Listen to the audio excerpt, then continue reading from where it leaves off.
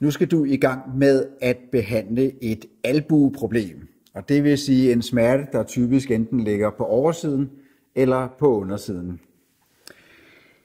Får man sådan et problem inden for Vesten, så står man i virkeligheden sådan umiddelbart ret skidt, fordi hvis man kigger i mine lærebøger for eksempel, så står der, at det tager omkring 1,5 år, inden sådan noget her går væk af sig selv.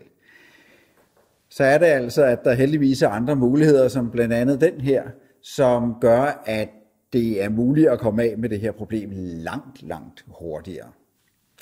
Men altså, det er jo en smertefuld lidelse at få inden for døren, fordi om du så skal løfte et glas, gør det ondt. Altså, det går ondt om natten, når du sover, så bliver folk vækket af det her. Så det er omsiggribende, det er meget smertefuldt at have det her problem. Hvis du har det sådan pludseligt, så skal du bare følge behandlingen, som jeg viser dig her. Men hvis du har det mere kronisk, og det bliver ved, så er det vigtigt, at du går længere ned i det her og ser afsnittet om forebyggelse, fordi der peger jeg på en række årsager til, at du kan få ondt i din albue hele tiden.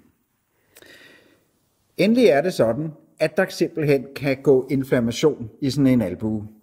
Inflammation er betændelse, og i sådan nogle tilfælde, så vil du opleve, at den her behandling nok hjælper, men ikke holder. Og så skal der suppleres med at få lagt en blokade fra en læges side, og netop kombinationen af, at du gør det på den her måde og få lagt en blokade, kan i de her sjældne tilfælde, hvor det er nødvendigt, være en rigtig god kombination.